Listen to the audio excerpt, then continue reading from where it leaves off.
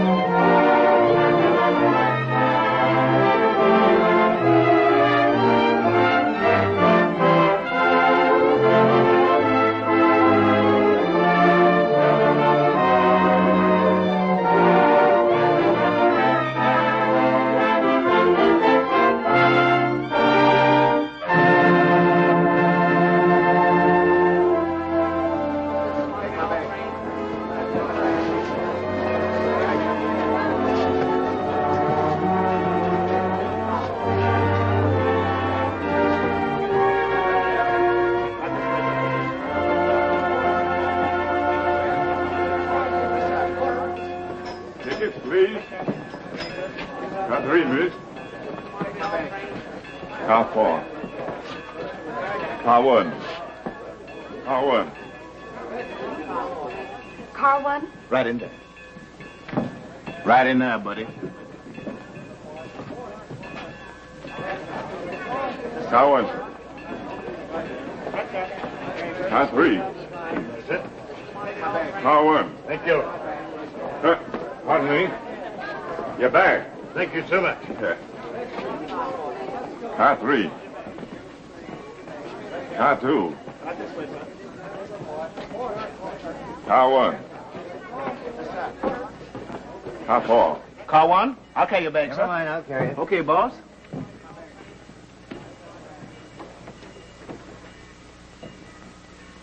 Didn't I tell you I wanted a compartment in the middle of the train? Yes, Mr. Gillard, but the reservation clerk at the hotel said this was the only accommodation left. I told him who you were, and he did everything possible to try and meet your wishes. Oh, well, it doesn't matter, only I don't like riding so close to the engine.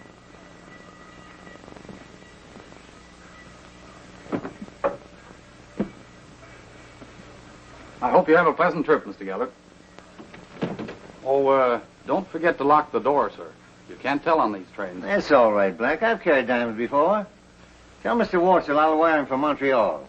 Very good, sir.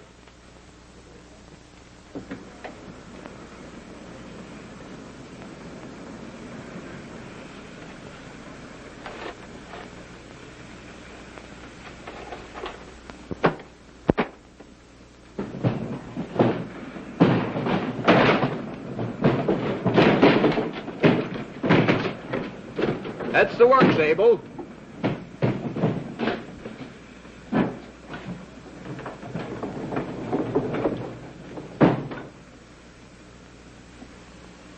What? Take it away, Mac. All right, Willie.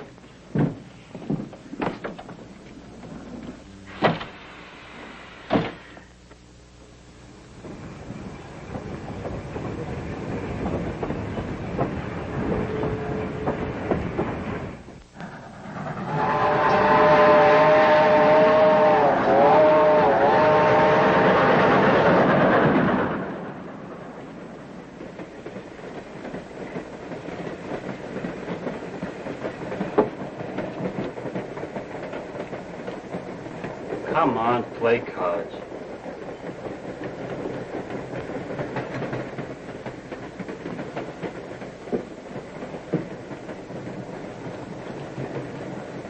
Say, boss, You sure did scare me. I thought that was a gun you had in your hand.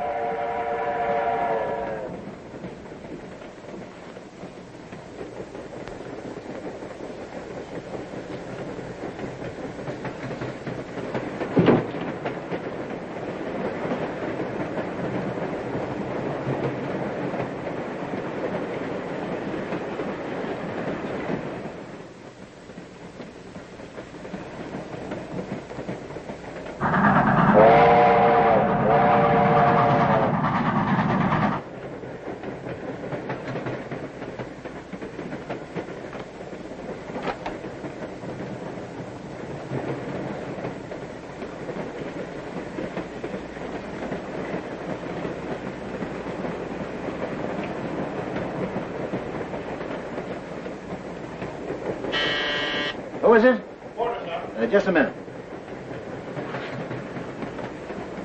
Come in. Thank you.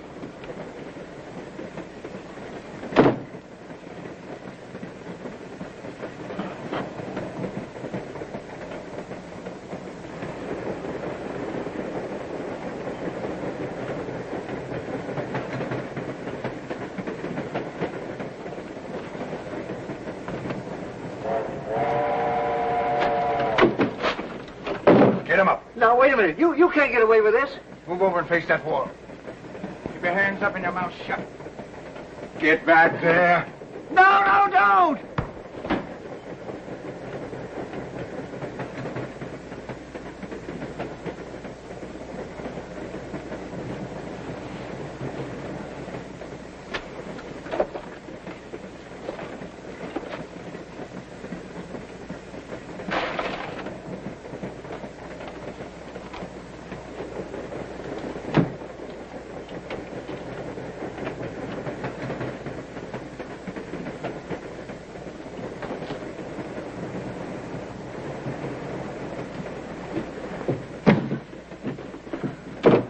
Your trap shut.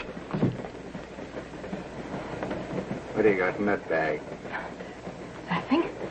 Nothing you'd want. Just papers. Oh, yeah? Well, suppose we take a look. Come on, open it up. All right, get it open. They're no good to you. Yeah? Maybe they ain't. But I'm going to take them with me just to teach you to mind your own business. Oh, please don't. Please. Now, don't stick your head out this door. Or make any noise. You might get hurt.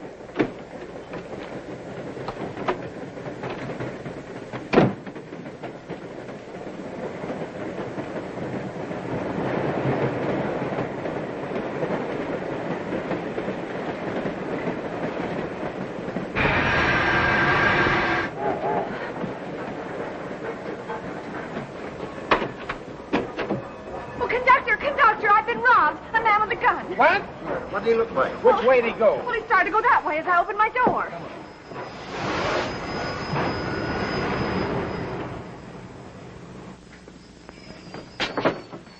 Walsh!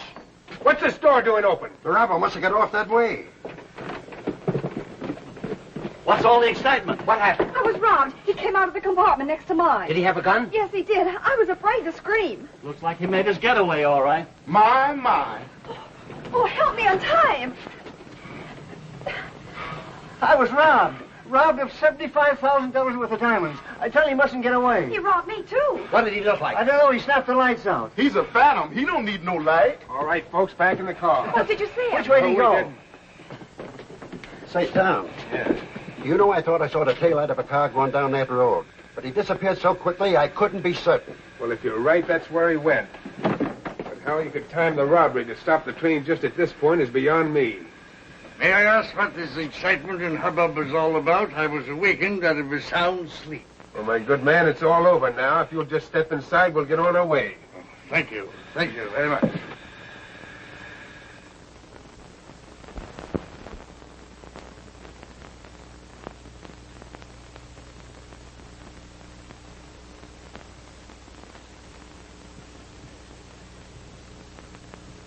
While we have no legal responsibility in regard to your loss, Miss Marshall, we feel morally bound to put the entire resources of the road at your disposal.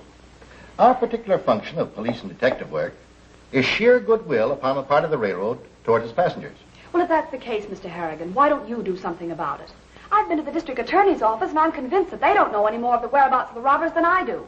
Well, we have 150 passengers on the train to check, the background and habits of the crew. Mr. Harrigan, those papers I was robbed of are the only existing proof that my mother and I had at my uncle's estate. Why, they represent all we have in the world.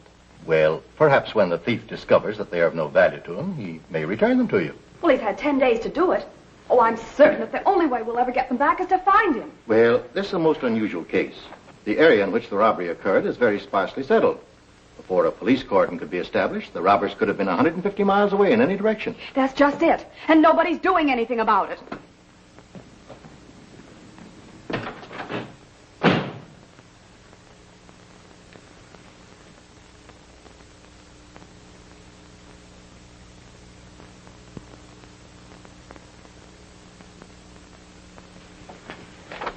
Here's the complete data on the Green damage claim, which is now closed. Tell Captain Harrigan if there's anything further, he can check with Green's lawyer. All right. This is the list of the crew on the Midnight Limited the night of the robbery. And, the young lady is here that Captain Harrigan sent over. Show her in. Come in, please. Mr. Lennon. Oh, yes. How do you do it? Miss Marshall, isn't it? Yes, I understand you're in charge of the investigation of the robbery of the Midnight Limited. That's right. Won't you be seated? Thank you. Of course, you understand, Miss Marshall, there's very little we can say at this stage of the investigation. I hope you're not going to start that. That's all I've heard from everyone I've spoken to since I was robbed. Well, I'd like to put your mind at rest about that. Unfortunately, the people you spoke to had nothing they could tell you. I don't want to make this sound too melodramatic, but it's essential that the utmost secrecy be observed in the development of this case. Now, a thoughtless remark giving away anything that we have learned could easily get in the papers. And thieves read papers. But the people who have been robbed, surely we're entitled to some information as to what the railway authorities are doing to recover our property. I think if you should check the record of the police department of this railroad, you'd feel a decided increase in confidence at leaving the thing in our hands. Now you're asking me to go home and wait with folded hands until you find the papers. Papers that mean everything to Mother and me. I realize it's a difficult thing to do, and I'd like to take you into our confidence. But for your own sake, I don't dare. You may have a very efficient police department, but up to date, I haven't seen any evidence that it is. I know that if I had something to do with it, I'd get results. Why can't I help? I'm afraid, Miss Marshall, that would be a little difficult to arrange. But I know I could be of some assistance to you. After all, I'm the only one that actually saw the robber. Nobody reported that. I was told no one saw him. Well, I didn't see his features very clearly, as the corridor was dimly lit. This is very important information. I must talk to Captain Harrigan about this at once. Let's see. He would be at lunch now. Could I, would you, could I take you to... To lunch? Yes. All right. But I'll probably be very boring. I'm not going to talk about anything but the case. Well, I can honestly promise that I'll do the same.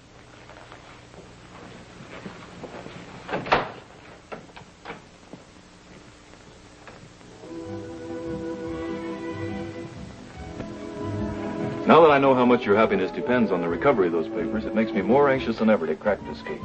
Well, I'm sure I could be of some use to you. Well, I'd do anything I could to help if you'll only let me. Of course, it's against our policy, but there's no doubt about it. It would be of tremendous value to have someone working with us who has an idea of what the crook looks like. How's the spaghetti? You like it, Mr. Len? Fine, Giuseppe, fine. Meno male, meno male. How about a little fruit now? Oh, just black coffee, please. 2 black coffees. Lasci per me, va bene. I'll make 2 copies right away. I hope I can convince Harrigan. Aside from the value of your having seen this man, it would be awfully nice working with you. Well, then you really think it's possible? We'll get right over to Harrigan's office just as soon as we finish and find out. And so, while the robber was busy with the diamond merchant, Miss Marshall heard a noise. She became frightened and looked out of her compartment door in time to see the thief coming out of Mr. Gullert's apartment. And you occupied the compartment next to the one that was robbed? Yes, that's right. Of course, the light in the corridor was very dim, and the brim of his hat partially hid his face, but she got a good impression of him before he reached in and snapped out the light. Are you quite sure about being able to recognize him? Yes, I am. He walked 2 or 3 steps, and I got a fair glance at his face as he came toward me. I was so frightened at the time that everything seemed hazy, but I've thought so much about it since that his features have become fixed in my mind. Of course, Miss Marshall can't naturally give a very clear picture. Would you say that he was dark or light? Dark, medium height, thin, and sharp-featured. Oh, Captain, Miss Marshall wants to work on this case with us. What? In view of the importance of having someone on call who has actually seen the robber, I think it advisable that we make an exception in our rules and accept Miss Marshall as a temporary member of the force. Well, if in your opinion her knowledge is vital to the case, then I guess there's nothing more to be said. Thank you. Welcome to our company. Yes? All right. They've got the train crew in for you to check on their original statements. Oh, fine. Here's the list. Who do you want in first? Well, let's start with Thomas. Send Thomas in.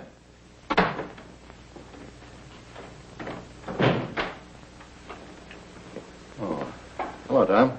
Mr. Lennon wants to ask you a few questions. Oh, Tom. Now listen, Val. Now, don't get huffy, Tom. We've got some things we want to clear up. Well, just a minute. I've been with this road for 20 years. No one can point the finger at me. Now, relax. No one's accusing you of anything. We just want you to help us. But I've already told Captain Harrigan everything I know. Yes, I know, but look.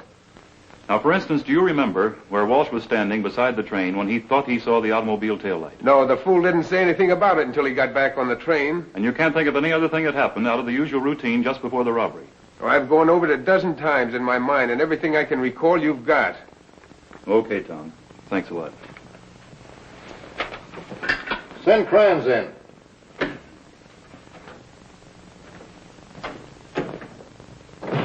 Kranz, I see by this card that you worked for the Denver and Western for 5 years.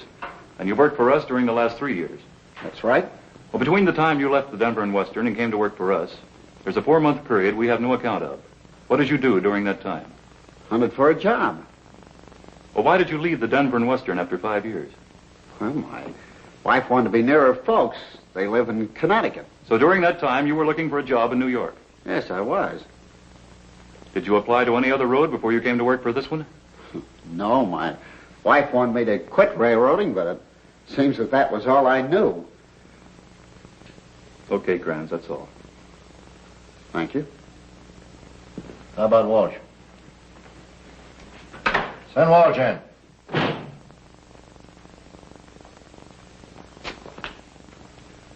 Walsh, you've worked on this railroad for 10 years. Look, Mr. Lennon, you're wasting your time. My movements are all down in that report. Yes, I see. It's very complete. But I've got a job to do. Now, just what part of the train were you on when the robbery took place? I was 2 cars away, and I can prove it. I didn't see anybody for over an hour before it happened. After it happened, no one passed me. Why should they? The train had stopped, the thief opened the door and jumped off. It's simple. Yes, that's true. It's very simple. But that's what's wrong with it. It's too simple. Now, did you see anyone running away from the train? No, I didn't. But I thought I saw the taillight of a car down that road. That's all anybody does in this case is think. Nobody has any evidence they can swear to. Why do you have to think all the time? Well, I'm not going to say something that I'm not sure. I thought I did see a car, but it was gone almost immediately, so that I couldn't swear to it. There you are, Val. Another one who thinks. I'm afraid that's what we're going to have to do a lot of, Captain. That's all, Walsh. Let's talk to Willie, the porter. Send Willie in.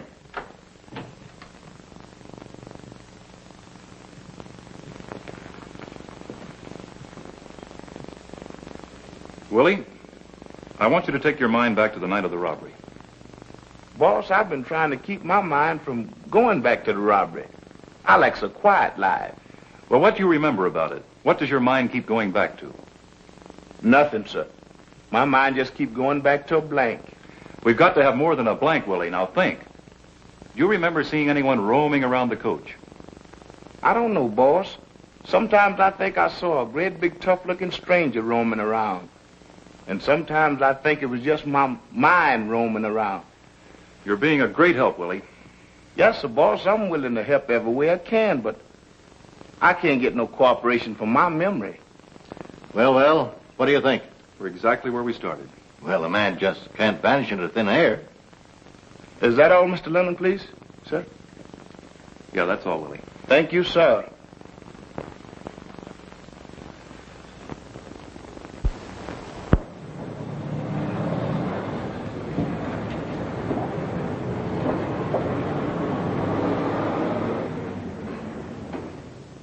Say, who do you think's checking in? Who? Jake Pringle. Jake Pringle? Yeah, you heard about all the money he won last night, didn't you? No. You did? Yeah, $60,000. 60,000. How long's he staying? Oh, he's going to leave again tomorrow night, and he's coming over to see you about a reservation in just a minute. Yeah, where's he going? The races? Yeah. And boy, if he hits those bookies the way he took that mob uptown last night, you'll be able to hear him yell all the way down here. I wonder if it's on the level all those big-time gamblers carry their money with them. Sure it is. I've known plenty of them right here in this hotel. They all do it. Well, how do you do, Mr. Pringle? Hiya. Say, I want you to get me a compartment on the Midnight Limited for Montreal tomorrow night. Yes, sir.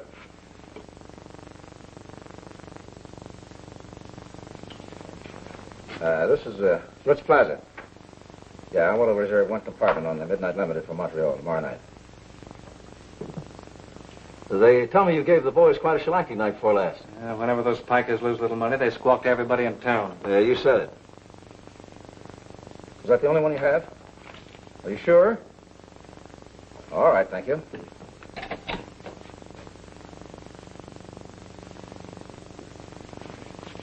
Well, there you are, sir. I hope you have a pleasant trip. Say, where is this compartment? Well, that's well up forward. That's next to the baggage car.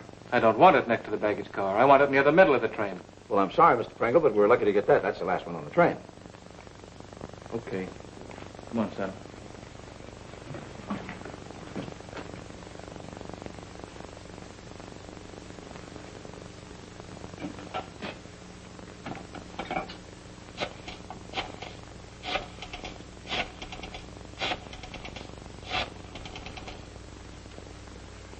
Hello, this is Joe. Yeah, Joe, Ritz Plaza. Jake Pringle, the gambler, is leaving tomorrow night. Yeah. 60 grand. Yeah, I get it. Car 1, compartment E. Yeah.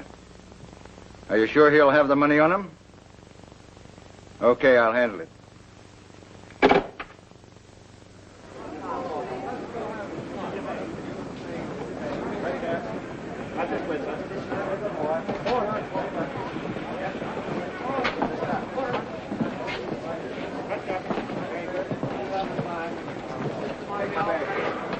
I didn't know detectives had such long hours. You ought to have a union or something. Of course, every case has its disadvantages. But in this case, the advantages overshadow the disadvantages. Sometimes you get some awfully nice fellow workers. You ought to keep your mind on your work, not your fellow workers. Yeah, if I don't get a break in this case soon, I won't have any mind left.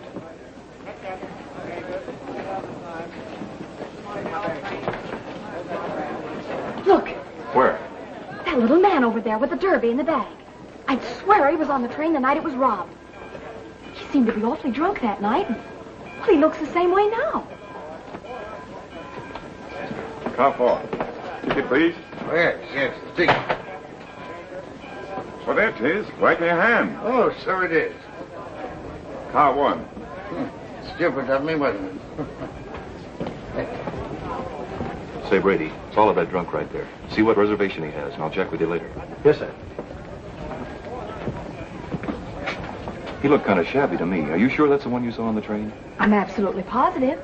After the robbery, when they questioned everybody, well, he acted very peculiar. Well, it seems a little far-fetched to me. But let's follow your hunch. Hunch? Why? I'll get reservations, and I'll meet you at the gate. All right.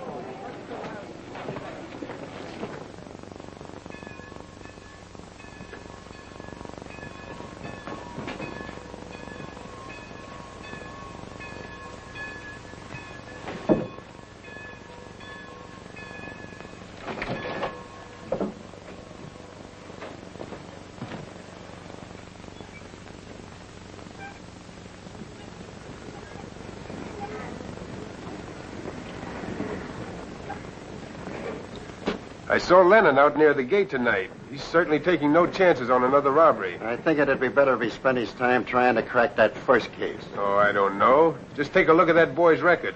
He's cracked some mighty big cases for this road. I think they're dumb hanging around the station. What they should be doing is combing the small towns up north near where we stop. Those big-time crooks always hangs out in a small town till the excitement dies down. Here he comes. Hello, Mr. Lennon, riding with us? Yeah, Tom. We believe we saw someone connected with that robbery getting on board the train. You did? Yes, that little old man that was tipsy, remember? Yes, I remember. Stick by close, will you, Tom? All right, Val. Compartment D went right in and shut the door. Did he see you? Didn't look around. Well, that's fine. Now, you understand your instructions. You're to watch the front end of the compartment car, and I'll stay here. Now, if he comes out, don't do anything. If he asks you questions, just tell him you're there to guard the baggage car. Now, if he reaches for the emergency card, put him under arrest at once. Yes, sir. You'll have your men in the other coaches, huh, Tom? That's right, Mr. Lennon. Okay, boys.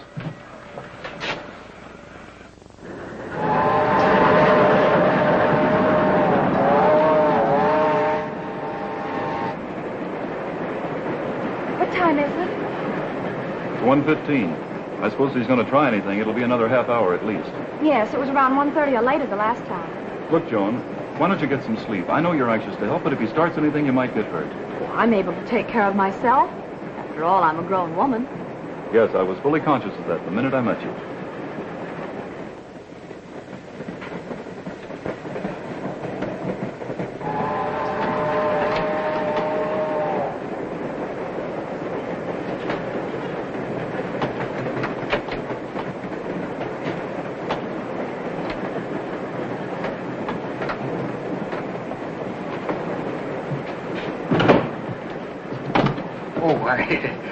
I beg your pardon, my dear young people, but I didn't mean to interrupt you, but I never dreamed that anyone would be up at this late hour. Oh, it's quite all right. We were just saying good night. But aren't you up a little late? Insomnia, my dear boy. The curse of those that have weighty problems on their minds. But I'll not interrupt you. I remember the old saying that two is, well, I'll go back to my compartment and immerse myself in the classics. Oh, pardon me. Yes. You have a match? I'm sorry, sir, but not being addicted to the use of tobacco, I carry no matches on my person. Smoking is apt to get such a hold on one, don't you think? I beg your pardon, sir. It's too bad that you're not able to sleep. Do you travel much on this train? I despise trains, and I never enter one unless I am forced to do so. Good night. Good night.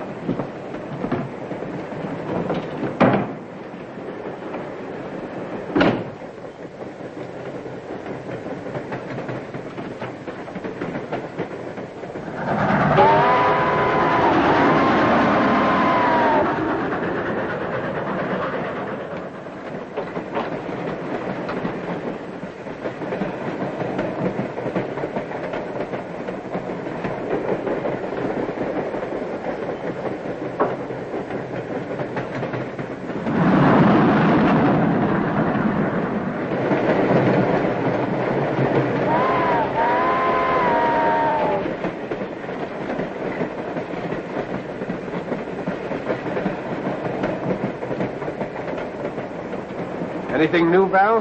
He came out about 5 minutes ago. Little guy's on the prowl, all right. Well, what about Bill here standing by No, I can handle it all right, Tom. Brady's up at the other end. And if they start anything on this car, we've got him. Okay, Val. Miss Marshall, don't you think you'd better come back to the Pullman and have a little rest? Oh, no, I want to stay here. I think it's terribly exciting. Something's gone wrong.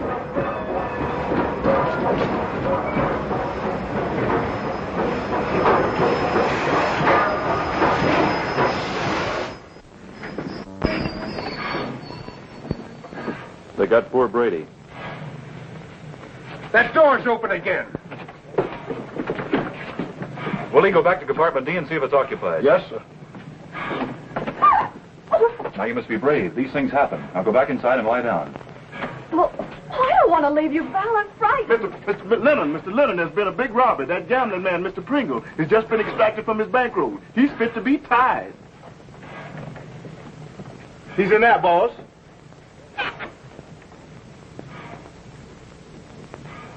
About time somebody came.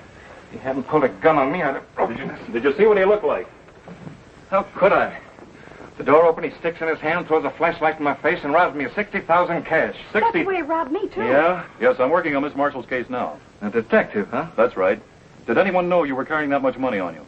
Nobody except half the population of New York. The whole town knew I'd made a killing, and everyone knows that I always carry a big roll. Well, did you specifically mention the money to anyone? I just told you, everyone in New York. Well, who knew you were making this trip? Listen here, I'm well known. Say, the guy that sold me this ticket, he seemed pretty nosy. What guy? The clerk at the Hotel Ritz Plaza. He made some crack about that poker game I was in. Well, we'll go into that later. Right now, we'll have to search the train. Going over the train. Yeah, you'll probably be sitting up reading a book waiting for you. Why, there's no sign of him anywhere, Mr. Lennon. I tell you, the whole thing is downright crazy. He didn't pass the engineer in the front, and the brakeman on the rear. The train jumped off immediately and didn't see a thing. Why, there's nothing but brush out there for miles. I see. Well, in the other robbery, the train was stopped at a crossroad, and it was fairly well established that a car was waiting. Now, where's the road and where's the car? Well, then he might still be on the train. Oh, that's possible. I thought of that.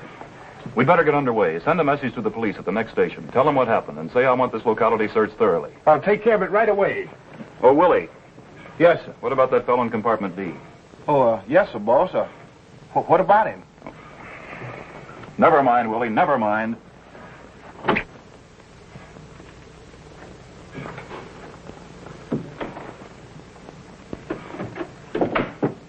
Hey, wake up. Hey, wake up, will you? Well, he's sound asleep. Elementary, my dear Watson. Well, let's find out something about him. You search the bag.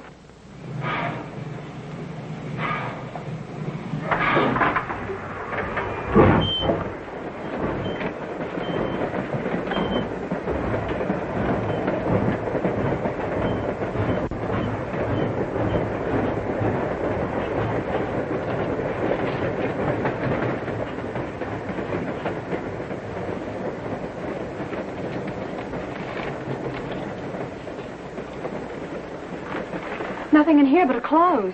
Mm-hmm. Well, how that fella got away is something I'm going to find out or give up my job. Come on, let's search the train.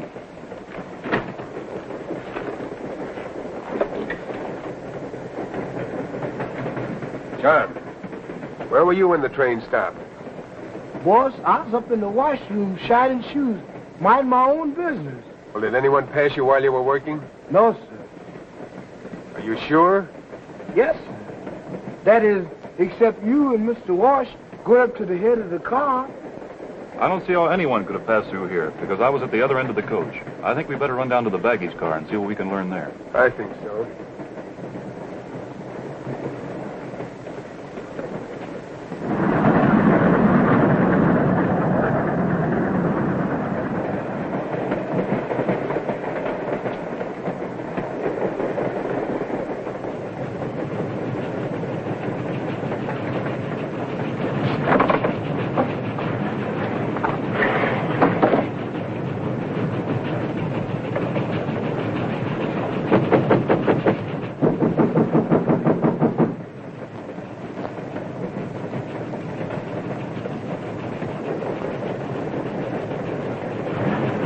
Open up. No one's allowed in here. Open up, Krams. This is Lennon.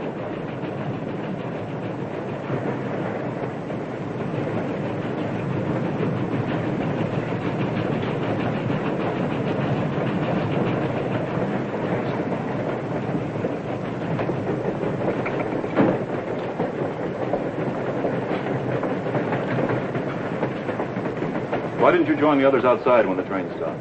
Well, you know the company rules. I have instructions never to leave this car. I'm responsible for all this property. I'm not allowed to take my eyes off it from the time the run begins until I hand it over in Montreal. That's right. Did anyone try and get in here after the train stopped? Not so far as I know. You didn't hear the shot? Well, I heard some kind of sound, but I couldn't swear it was a shot. Somebody hurt? Brady, my best operator, was shot and killed. In the vestibule of the coach just behind this door. You mean they killed a detective? You heard me. Did you catch the guy who did it? No, we didn't, but we will. You got a record of these bodies? Yes. Mr. and Mrs. Lavelle, checked through to Montreal. Do you have any idea what time it was when you thought you heard that shot? No, I didn't notice. Well, these seem to be okay. Let's go.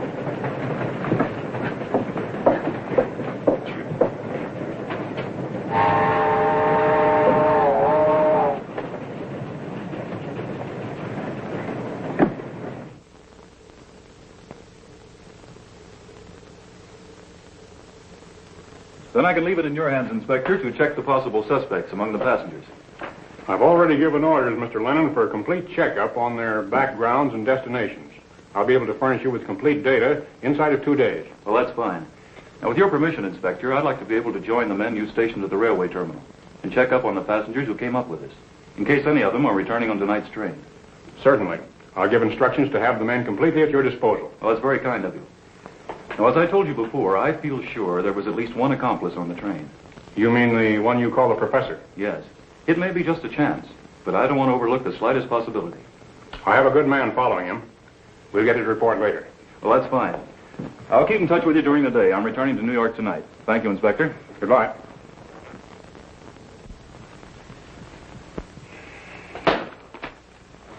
This is the most difficult case we've ever had. Why did he have to pick on us twice in the same place? 2 days of the most concentrated work I have ever put in. And at the end of it, what have we got? Just 2 clues. First, that both the diamond merchant and Jake Pringle got their reservations at the Ritz Plaza. And second, that a certain little drunk who calls himself Professor was on the train both times the robbery was committed. And that he lives at the end of East 12th Street. We're keeping a close watch on this, Professor, all the time. That's fine.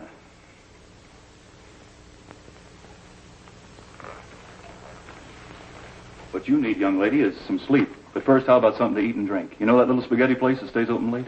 You're getting to be a mind reader. Look, there's nothing further we can do tonight, Captain. I guess not. Come on, Dr. Watson. Okay, Mr. Holmes.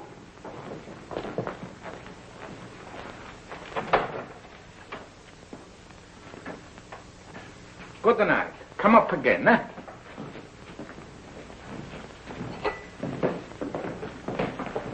Mr. Lane, what's the matter? You not come to see me 2-3 weeks. Giuseppe, if I told you what I've been doing for the past 2 or 3 weeks, you wouldn't believe it. I know.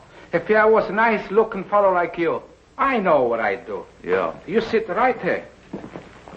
I'm going to make those ravioli for you. Ravioli like you never tasted before. Okay, Giuseppe, but leave the wine. Well, how's your appetite? Oh, not so good. What's the matter? You too tired? No. I know, darling. We've been working you too hard. Val, if my getting back those papers would have mean your life, I'd never forgive myself. Now, don't let it get you down. But Val, it could so easily have been you on the other end of that coach instead of poor Brady. Look, honey, if you were to find those papers at home tomorrow in your handbag, I'd still have to go on. Don't forget there was a fortune lost in diamonds. Not to mention that it's my job to get the criminals who killed Brady. I know I can't stop you. And I do realize it at your work, but Val, it frightens me. My dear Watson, your case is strictly elemental. What you need is a little music. Maybe you're right, Mr. Holmes, but I'm no musician. Neither am I, but I'll do my best.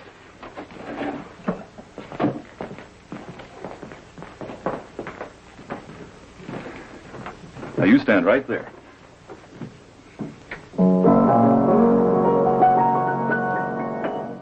I didn't know you could play. Oh, you know how it is. All great detectives have to have some outlet. When the toil of the day is over and my brow is knotted with care, I feel you smooth the frowns away, dear, with your quiet hands in my hair. How do you like it? Oh, it's lovely. And when you put them in mine, dear, without words I understand. You are silently saying you love me with the touch of your quiet hands. Young lady, I have a very important question I want to ask you, and it concerns only us. Oh, and if I refuse to answer, Mr. Lennon? How long have I known you anyway? Oh, a couple of weeks, I guess. It seems as though I've known you all my life. Darling. Hey, Mr. Len, your ravioli is coming right up.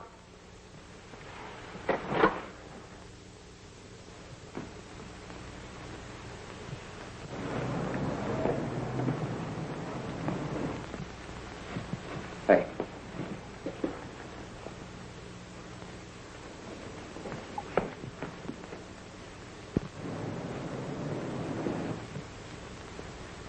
He's coming over to the house. Get the other room. Go into your rack. Make it fast.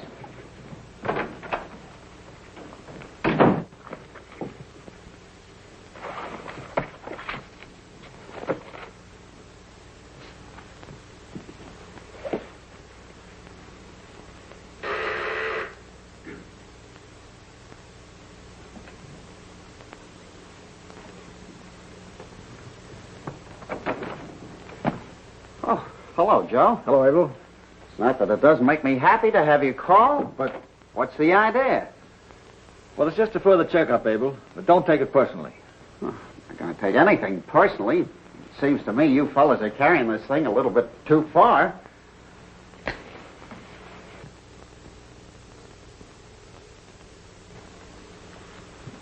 In your statement, you said you didn't open the door of the baggage car when you heard that shot. For the third time, I didn't open the door of the baggage car, so what?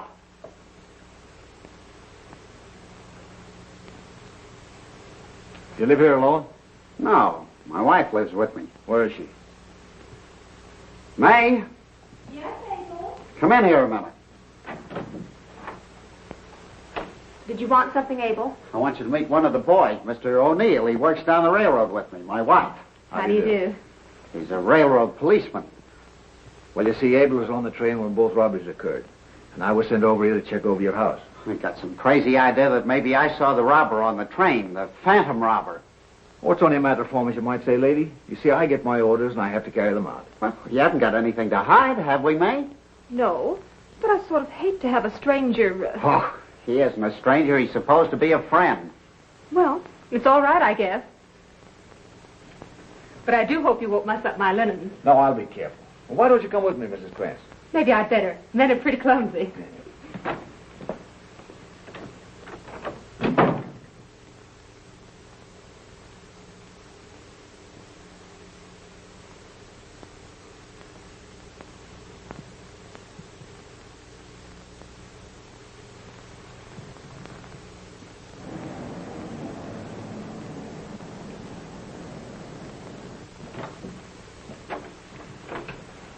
Well, I don't know what it's all about, Abel, but I didn't find nothing. I'm sorry, Mrs. Krantz, if I put you to any inconvenience. But you know I have to do my duty. That's what I've always told Abel. Duty is duty, even if it is unpleasant. Well, good night, Abel. Good night. Good night, Mrs. Krantz. Good night. You must come and see Abel again soon.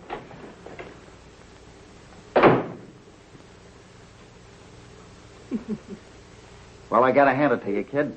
You are swell. You must come and see Abel again soon.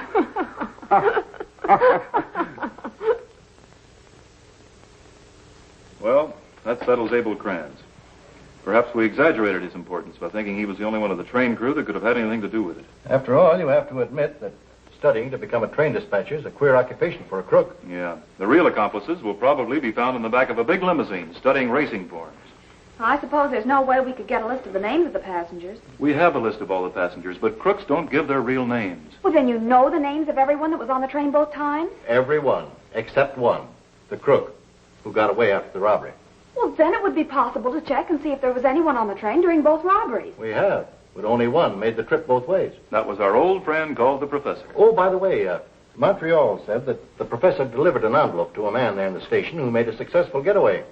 I can't get it out of my mind that he's mixed up in it somehow. But still, he's not the type for that sort of work. Maybe. But they wouldn't hire anyone very important to do what, after all, is only a messenger boy's job. But nevertheless, isn't it rather a strange coincidence that he should have been picked to make the trip on the same occasion as both robberies, and in the same car? Yeah. Well, look through your records and see where compartment E on the first trip and compartment D on the second trip were booked.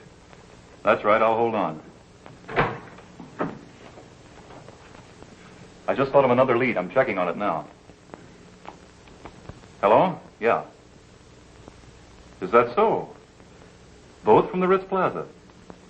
Well, thank you. You've been a big help. Our first break. We know that the diamond merchant and the gambler both got their reservations at the Ritz Plaza. And I just found out the Professor got his at the same place. Was that important? Important? I'll say it's important. Look, the gambler, the diamond merchant, and the Professor all got their reservations at the Ritz Plaza. Now, that's more than a coincidence. They were on the same train and in the same car.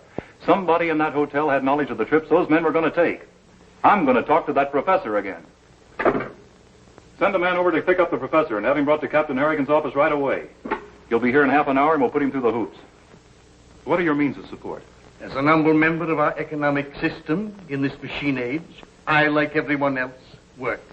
You thought I had an income? I ask you where you get the money to live. You see in me, sir, a professional traveler. Now, this is serious business, Professor. Please come to the point. Why did you travel? Where and for whom? Now you've placed your finger on it, sir. The fly in the ointment, as it were. I gladly proffer my destination and some slight reason for my trip. But for whom, I cannot tell you. All right, all right. Now, one thing at a time. Where did you go in Montreal? For a walk. I want to treat you as politely as possible. Now, you're mixed up in a serious affair, and if you don't drop that attitude of yours, I'm going to drop mine. I am being accurate, sir. I was hired to go to Montreal. I was instructed to remain in my compartment until the train arrived there. Then I was to deliver a letter to a gentleman I should meet at a designated spot. And did he show up? Definitely. I delivered the letter. Then my time was mine own until the train left for New York that night. And as I say, sir, I took a walk. And you don't know the name of the man you delivered the letters to? No. What was the name and address of the man who hired you? How many trips did you make to Montreal? Only 2. And both those trips were made on a train which was robbed while you were on it? A coincidence, my dear sir. I give you my word, absolutely a coincidence. I know nothing whatever what occurred while I was on the train. How did you get the job? I was seated at the park bench taking the morning sun, which has been my wont for some years, when I idly picked up a newspaper which some kind soul had left and scanned the want ads. Oh, not that I expected to find anything that would fit my peculiar talents, but I ran across this advertisement.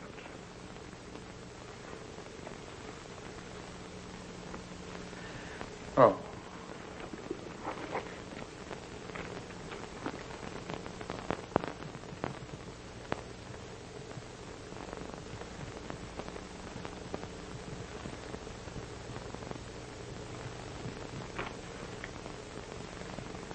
What was the name of the man who hired you? That I was given $50 not to tell. And we Van Bellens never break faith. Not when we're paid $50.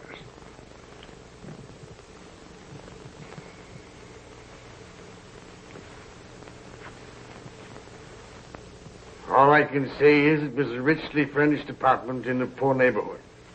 My conversation with the gentleman was of the briefest. He merely handed me the ticket and the $50. How did you get in touch with him the second trip? After the completion of my first trip, I ventured to call on him offering my services further. He informed me he could offer me odd jobs at intervals. He took my telephone number and told me when to call to pick up the tickets the second time. Well, I don't know whether he's a lunatic or a liar, but at least he's consistent. Stick a man with him day and night until this mysterious employer of his calls again. Then we'll take up the trail from there. Thus relieving me of any slurs upon my honor. And I can accept the $50 with a clear conscience. It was given to me not to tell the name of my employer, and I shall not do so. But however, I cannot stop you from following me when I go there.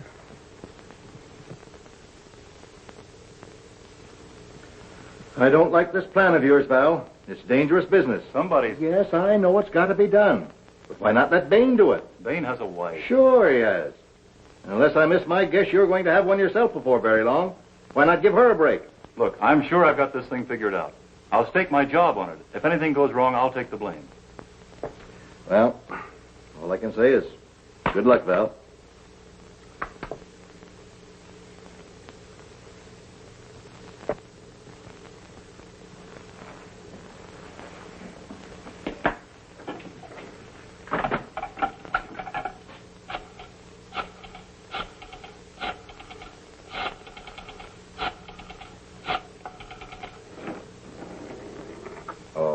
This is Joe. Joe speaking.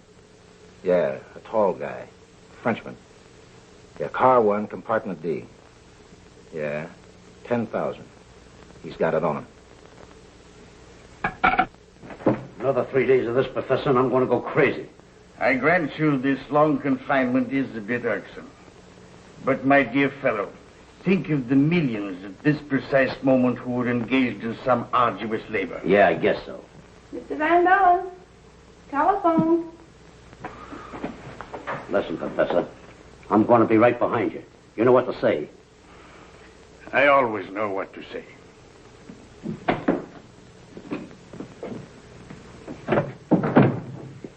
Hello? Yes, this is Van Bellen. Oh, yes, quite free. Very well. Where? 38th and 9th Avenue. Yes, I understand perfectly. Thank you so much. What do you say? He wants me to go again. Says he's moved. Wants me to pick up the ticket in an envelope at 38th and 9th Avenue. Some sort of store. Uh-huh.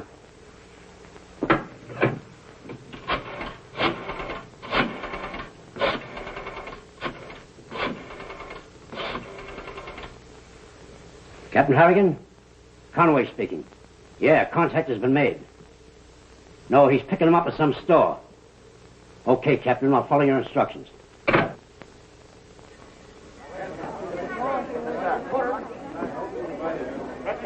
I've already made arrangements with the Pullman conductor for whatever space you'll need to plant your men. Okay, thanks. Well, I'd better get on board. You know my compartment, D. Now, I'll wait there till you have your men planted, and you can come along and we'll make final arrangements. That's right. There's no use in you being here. You might as well get back on the train, and then when he comes aboard, you can spot him. I'll see you later. Car 7. Car 9. Car 4. Car 1. Oh, I feel awfully nervous. You know, I feel a little tight inside myself. You know, just like when you used to play football just before the first kickoff. Car 3. Car 6. Car 7. I haven't seen anyone that even resembles the man that robbed me. Do you suppose he could slip on board at the last moment? You know, I don't think this decoy business of Val's is going to work. I think he's fallen down this time. Well, don't forget we didn't see him last time in spite of watching everyone that went on board. Yet he was there. Well, that's right. I have to hand it to him. He's the phantom robber, all right. Well, there goes the last passenger. We better get aboard. Oh, just a moment, please. All right, Wilbur. You'll have to hurry if you want to make the train.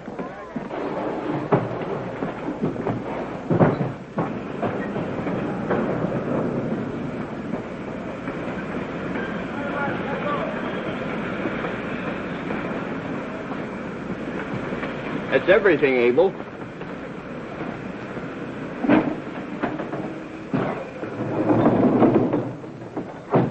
Everything's okay, Captain. Car number 1. I want you to keep on the job tonight, Willie. No going to sleep, you know. No, Captain. No, sir. Are you sure everything's all set? Yes. I've been able to spot my men out of sight without anybody knowing. But they told me they hadn't seen anyone resembling the description of the man Miss Marshall gave them coming through the gates or getting aboard the train. No one's infallible. I'll stake my reputation on having figured this case out. I know the murderer's on this train. But why put your life at the mercy of a killer? Oh, Val, I want you to drop the whole thing. I don't want the papers at that price. Look, Mr. Gellert wants his diamonds. Jake Pringle wants his money, and I want that gang of crooks. Now, I know exactly what's going to happen. I'm in no more danger than you are. But why jeopardize your life for the sake of papers and diamonds? But it's beyond that now. That man killed a policeman. I'm certain that sometime tonight he's coming in this compartment after this money. And make sure when he comes out he doesn't see anyone. Wait until he's in the front vestibule before you come to release me. I think we should grab him when he starts in. Oh, yes, please, Val. Think what would happen to you if he got excited or alarmed. Now, don't you worry. I'm not going to resist him. Remember that. Well, we're going to be in this next compartment. And if we hear anything alarming, we're coming in here, plan or no plan. Come on, Miss Marshall. Oh, you will be careful, Val. All aboard! All right, Willie, we're off.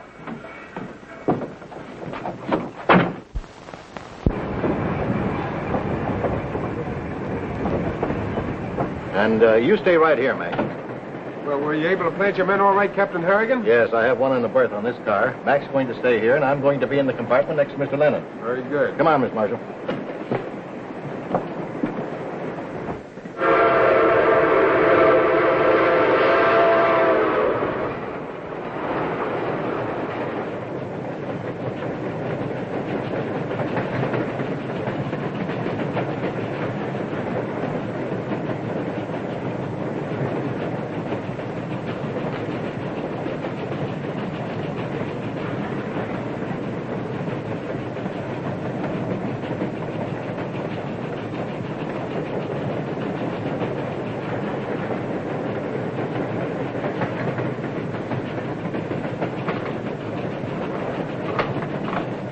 My dear estimable railway detective, as much as I esteem your companionship, I hope it'll be terminated very shortly. You better hope that it'll be terminated happily. Curiosity has never been a failing of mine, and even now I have no interest in the reason for your companionship.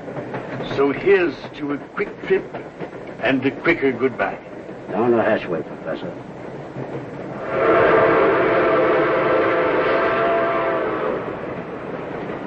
Do you hear anything? Now, Miss Marshall, don't be so nervous. Don't let this plan of valves upset you too much. Oh, Captain Harrigan, I can't stand it. I keep seeing that man creeping closer and closer to Val. And when I realize that he's a killer, a murderer, well, it's all I can do to keep from screaming. Listen, if I didn't have the utmost confidence in Val's ability to take care of himself, I never would have okayed this setup.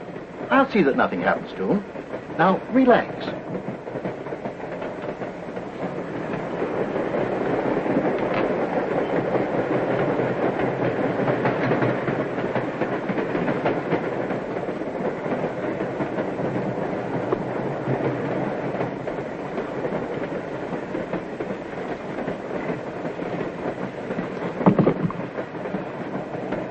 I never seen so many people walking around this time of night in all the days of my life. You give me the fidgets.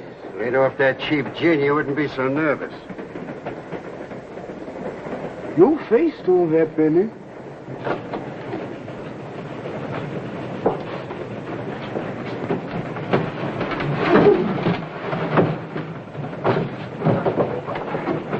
It's the last time I'm going to ride in one of these. It's getting on my nerves, I tell you. Well, if you can think of a smarter idea, just let me know. Yeah, well, you better pick up a new one. I ain't going through this stuff no more. Next time I ride in a coffin, I'm going to be dead.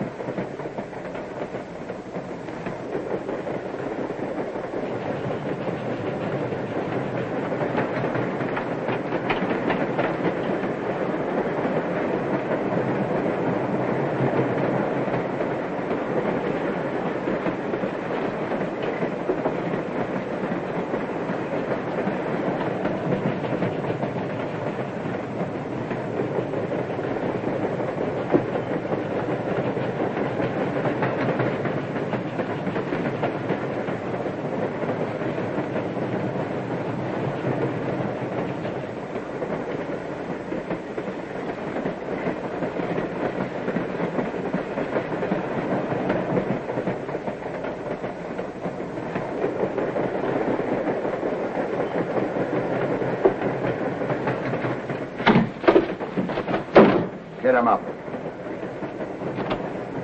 Keep your fingers crossed. He's just going into Val's compartment now. Monsieur, what do you mean? Button up your trap. Turn over on your back. Come on!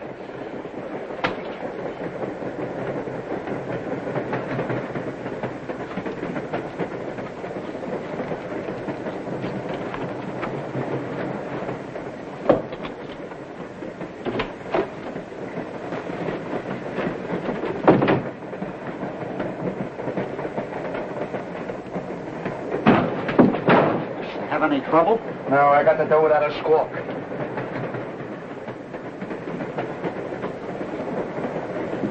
Val, darling. Are you all right?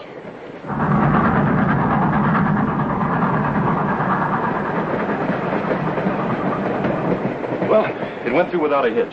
And now for the rest of the plan. We've got to wait till the emergency card's been pulled and the train stopped. But why wait? But he escaped that way last time. He won't this time. Well, I've gone this far with your plan. I might as well go the rest of the way. I'll go back to the Pullman and get the other man. Right. We'll wait here.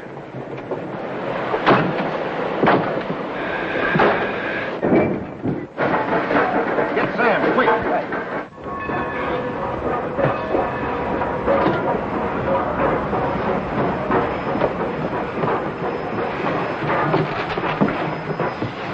Come on, Sam, let's go. Right. Hurry up, Val, before we lose him. No, we won't. We've got him trapped this time. Well, I'm going with you. Well, no, you promised to do as I ask. Now, I'll be back in no time. Come on, Harrigan, let's go.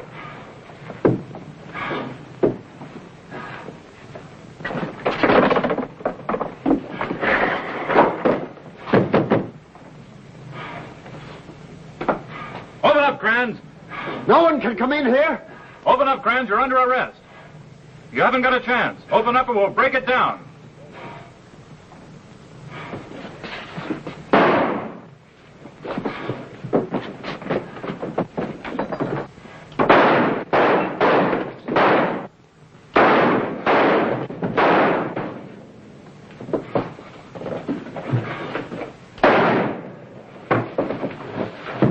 Watch yourself, Captain.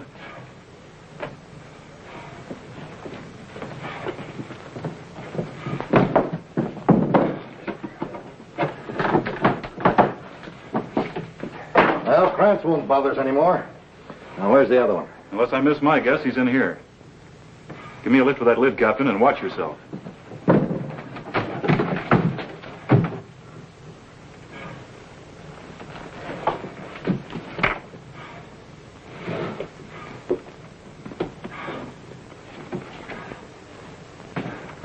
Well, that's the last of them.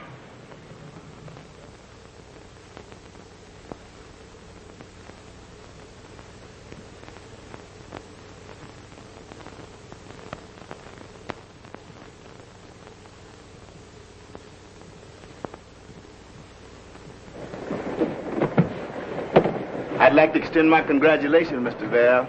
Sure was pleased to hear about you and Miss Jones getting married. Thank you, Willie. Yes, sir. Marriage is a fine thing. Ain't nothing like married life. Oh, Willie. Yes, sir. Get the rest of our bags, will you? Yes, sir. Darling.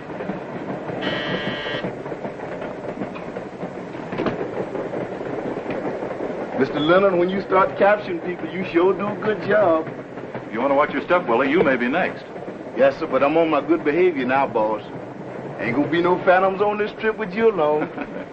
Good night, sir. Good night. Mr. Holmes, you can't put me off any longer. How did you know that man was in the coffin? You remember the bodies of Mr. and Mrs. Lavelle that were being shipped to Montreal the time Brady was killed? Of course. Only one reached its destination. Well, where did the professor come in? We found that he was unwittingly escorting coffins which the killer used as a means of getting off the train. My. Did I ever tell you what a clever man I married? And did he ever tell you the cleverest thing he ever did? Not yet. Tricking you into marrying him.